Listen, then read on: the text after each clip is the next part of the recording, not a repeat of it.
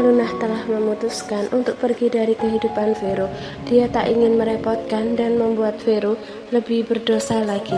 Wanita itu mencampurkan makanan Vero dengan obat tidur yang selama ini dikonsumsi oleh Aluna.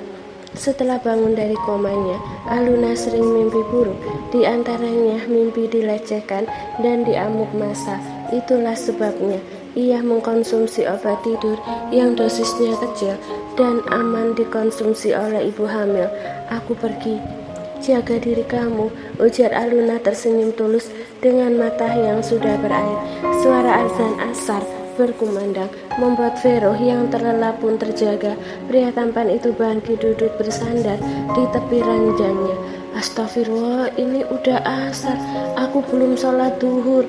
Vero panik. Pria itu segera bangkit dari tempat tidur guna mengambil air wudhu. Pria itu melaksanakan sholat zuhur terlebih dahulu, setelahnya baru sholat asar. Assalamualaikum warahmatullahi. Vero berdoa sesaat, lalu pria itu segera merapikan sajadahnya. Kenapa Luna tidak membangunkanku sholat? Apa dia juga ketiduran? Tanya Vero pada diri sendiri. Pria tampan itu keluar dari kamarnya berniat ingin ke kamar Aluna. Luna, apa kamu di dalam? Luna, aku masuk ya. Vero membuka pintu kamar Aluna perlahan. Hati Vero merasa gelisah dikala melihat kamar Luna sangat rapi dan sunyi. Pria itu segera mendekati lemari lalu membukanya dengan cepat. Ya Allah Luna, Vero menyugar rambutnya ke belakang, merasa frustasi dikala melihat sebagian baju Aluna tidak ada. Buru-buru Vero ingin keluar guna mencari Aluna, namun sebuah surat berwarna putih yang berada di atas kasur membuat Vero mengurungkan niatnya. Pria tampan itu membuka surat tersebut dengan perasaan yang campur aduk. Luna, gumam Vero pelan. Dear Vero, sebelumnya aku ingin minta maaf sama kamu karena selama ini aku sudah sangat merepotkan kamu. Maaf kalau aku selama kita hidup bersama, aku tidak bisa menjadi seperti yang kamu inginkan. Aku juga mau bilang terima kasih atas semua kebaikan kamu padaku. Tanpa bantuan kamu, mungkin saat ini aku tidak akan bisa bertahan hidup bersama dengan kamu. Aku sadar akan hakikat kehidupan. Banyak pengalaman berharga yang aku temui saat bersama kamu. Terima kasih karena telah mengubah kehidupanku yang dulunya hitam kini menjadi putih. Kamu mengajariku yang bodoh akan ilmu agama kini menjadi sedikit lebih paham. Aku yang dulunya tak tahu apa sholat dan tak kenal apa itu kiblat, kini sudah mengerti bahwa sholat adalah tiang agama dan kiblat adalah arah sholat. Aku yang dulunya mudah emosi dan mencaci, kini lebih suka diam. Vero, kamu adalah laki-laki terhebat yang pernah aku temui. Kamu menjagaku seperti mutiara berharga. Berbagai kesempatan kamu miliki untuk menyentuhku, tapi tidak kamu lakukan karena menghargaiku sebagai wanita. Aku sangat bahagia karena dipertemukan dengan lelaki sepertimu. Aku pergi bukan karena marah. Apa kamu sering berkata pedas padaku? Mungkin awal-awalnya aku marah, tapi aku sadar bahwa aku adalah orang yang tipikal ditempa dengan keras baru paham. Setiap kata-kata yang keluar dari lisanmu pasti bermakna. Vero, aku pamit pergi ya. Maaf karena aku pergi dengan cara yang kurang sopan. Jangan takut tentang hutang aku. Suatu saat nanti aku akan datang dan membayar semuanya. Sekali lagi terima kasih Vero. Hiduplah dengan tenang sekarang. Kamu tidak akan dihantui oleh dosa besar karena telah mempermainkan hukum Allah. Semoga kebahagiaan selalu menyertaimu Vero. Pria itu termangu membaca surat dari Aluna. Dia tak menyangka akan ditinggal pergi dalam keadaan dirinya tak sadar. Tidak ada lagi teman debatnya, tidak ada lagi yang membuatnya kesal setiap hari, tidak ada lagi yang mengganggu hari-harinya, tak ada lagi yang mengomelinya karena terlalu keras bekerja, tidak ada lagi yang diam-diam mengkhawatirkan dirinya karena terlambat pulang kerja, tidak ada lagi wanita yang diam-diam mendengar suaranya saat sedang mengaji di sepertiga malam. Vero meneteskan air matanya. Tidak ada lagi nasi goreng asin Tidak ada lagi telur dadar hangus, gumam Vero pelan dengan suara yang bergetar. Alunah menatap ke arah luar jendela angkot. Wanita itu mencengkeram baju gamis yang ia pakai. Ada rasa senang dan rasa sedih saat bersamaan.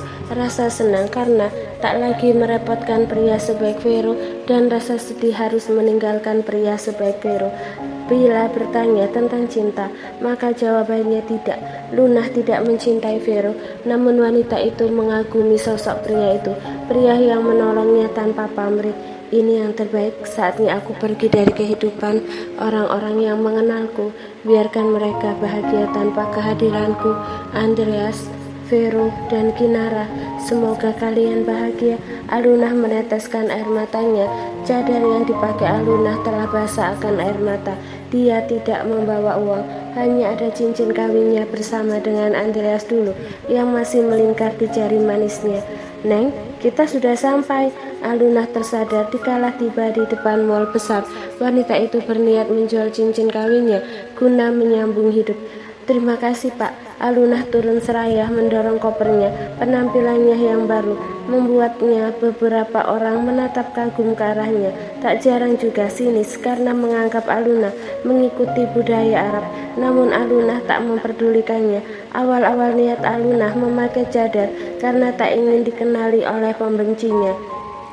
Akan tetapi, semakin jadi Alunah merasa semakin nyaman dan niatnya pun berubah guna mengikuti sunnah. Aku ingin berubah menjadi baik, ya Allah. Mohon tuntun hamba, jangan biarkan diri ini kembali ke jalan yang salah. Alunah berdoa dalam hati. Jujur saja niatnya untuk berubah sangatlah besar. Namun yang namanya perubahan pasti tak semudah kata. Bahkan bisikan untuk melepas hijab dan kembali berpenampilan cantik seperti dulu itu ada. Tak jarang setan membujuknya untuk kembali menjadi model, yaitu model majalah dewasa. Selamat datang Nona, sambut pelayan toko emas di dalam mal. Iya, saya mau jual cincin kawin, ujar Alunah tak kalah ramah menunjukkan cincin kawinnya. Pelayan toko itu mengernyitkan dahinya dikalah memeriksa cincin kawin Alunah yang ternyata buatan toko mereka. Hanya ada satu yang mereka buat. Berapa kira-kira? Dulu saya membelinya sekitar 300 juta lebih, ujar Alunah serius. Apakah Anda memiliki syarat kepemilikannya? Tidak, suratnya sudah hilang, jawab Alunah seraya menghela nafas berat. Bukan hilang, namun surat itu berada dalam berangkas milik Andreas. Kalau suratnya hilang, toko kami hanya bisa menawarkan setengah dari harga sebenarnya. Alunah terkejut mendengar ucapan pelayan toko itu. Dia bukanlah wanita bodoh yang mau rugi. Terlebih lagi Alunah benar-benar dalam keadaan butuh. Kenapa murah sekali, Mbak? Masa setengahnya saja? Rugi dong sayanya. Lagian cincin ini juga saya tempah di toko ini. Masa tidak ada keringanan? Ketus Alunah dengan nada kesal, membuat pelayan toko itu menatap aneh ke arahnya. Tapi Nona, ada apa ini? Tanya seorang pria setengah wanita berparas Asia tiba-tiba datang. Alunah yang melihatnya pun tersenyum lebar. Apa kabar Meli? Tanya Alunah membuat pria itu menautkan alisnya sebelah. Pria itu pun merasa heran. Alunah membuka cadarnya sedikit menunjukkan wajahnya pada pria yang dipanggil Meli itu. Luna, bagi pria itu histeris, membuat Alunah langsung menutup mulut pria itu. Jangan ribut, ujar Alunah pelan, merasa tak nyaman dikalah tatapan pengunjung lain memandang aneh ke arahnya. Oh my god, aku kira kamu sudah meninggoy, ternyata nyawamu macam kucing, balas Meli heboh dengan suara pelan. Meli mengajak Alunah masuk ke ruangannya. Pria itu adalah pemilik toko emas tempat Alunah ingin menjual emasnya. Mereka berdua merupakan teman dekat. Di sana Alunah menceritakan semua kejadian yang menimpanya dari mula koma, keguguran dan hamil 5 bulan, termasuk tentang Vero. Wanita itu tak menutup-nutupi sedikit pun karena dia dan Meli benar-benar akrab. Begitulah aku bisa berubah seperti ini juga karena pria itu, dan aku ingin jual cincin kawin, aku buat modal hidup, ujar Aluna membuat Meli meneteskan air matanya. Pria setengah jadi itu ingin memeluk Aluna, namun wanita itu langsung mencitak kepala Meli. Aduh, jangan peluk aku lagi, sekarang aku sudah hijrah Meli. Ketus Aluna membuat pria itu tertawa cengengesan. Tanpa Aluna sadari, seseorang telah mendengar semua cerita Aluna di balik pintu ruangan mereka berada. Ceklek, apa belum cukup kamu menghukumku sayang? Kamu masih ingin pergi dari hidupku? Meli diam-diam menghubungi Andreas. Pria setengah jadi itu memperdengarkan suara Aluna yang sedang bercerita, membuat Andreas yang kala itu sedang bekerja pun membeku. Pria itu segera meluncur ke toko milik Meli. Di luar, Andreas mendengar semua kisah pelik Aluna setelah bercerai dengannya. Itulah sebabnya aku ingin jual cincin kawinku untuk menyambung hidup. Kamu sendiri tahu kan Mel, aku sudah tidak punya siapa-siapa lagi. Aku ingin pergi jauh di mana hanya aku dan orang-orang baru di sana, ujar Aluna membuat Meli meneteskan air matanya. Andreas yang berdiri di luar pintu tak sanggup lagi menahan diri untuk bertemu dengan Aluna. Apa kamu masih ingin pergi dari kehidupanku sayang? Apa kamu tega meninggalkanku sendirian? Andreas tiba-tiba masuk, membuat Aluna terkejut. Wanita itu tak menyangka Andreas ada di situ. Aluna menatap tajam ke arah Meli. Maaf Luna, aku tidak bisa lihat kalian pisah. Andreas sudah seperti orang gila. Setelah kepergian kamu, kalian berdua sama-sama tersiksa dan masih saling mencintai. Kembalilah pada Andreas. Aku yakin dia akan membahagiakanmu dan anak kalian. Meli berkata serius menatap iba sahabatnya itu. Aluna mengepalkan tangannya erat. Dada wanita itu bergemuruh. Tinggalkan kami berdua Meli. Tita Andreas membuat pria setengah wanita itu segera keluar meninggalkan sepasang mantan kekasih. Andreas berjalan mendekati Aluna. Pria itu ingin memeluk wanita yang sangat ia cintai itu. Sayang, jangan menyentuhku, tegas Aluna dengan suara bergetar, menahan tangis dan amarah. Wanita itu menatap benci wajah Andreas, tak sedikit sorot mata penuh cinta, kesedihan dan rasa sakit terpancar dari mata Aluna. Andreas termangu dengan penolakan Aluna. Pria itu seolah merasa dejavu. Dia seolah kembali ke masa lalu, di mana dia baru saja bertemu dengan Kinara setelah bercerai. Saat itu, Kinara juga menolaknya. Sayang, aku bukan istri atau kekasihmu, jadi berhenti memanggilku dengan panggilan itu, serga Aluna seraya menyilangkan kedua tangannya di depan dada. Kamu masih istriku karena aku menceraikanmu dalam keadaan hamil, bantah Andreas menatap Aluna dengan sorot mata penuh kerinduan. Aluna mengepalkan tangannya erat. Tidak, aku bukan lagi istrimu. Talak dibagi dua, ada talak halal dan ada talak haram. Talak sun'i halal adalah talak yang diizinkan oleh Allah, yaitu seorang suami menceraikan seorang istri karena istri itu layak diceraikan. Sedangkan talak bid'i haram adalah talak yang dibenci Allah, bila seorang suami menjatuhkan talak pada istri ketika istri itu dalam keadaan haid dan masa subur setelah talak yang diucapkan sah namun dibenci oleh Allah. Jadi dalam kasus kita berdua itu tidak termasuk dalam talak sun'i maupun bid'i. Kita berdua telah sah berpisah, namun tugasmu sebagai seorang ayah tetaplah wajib. Jelas Aluna panjang lebar.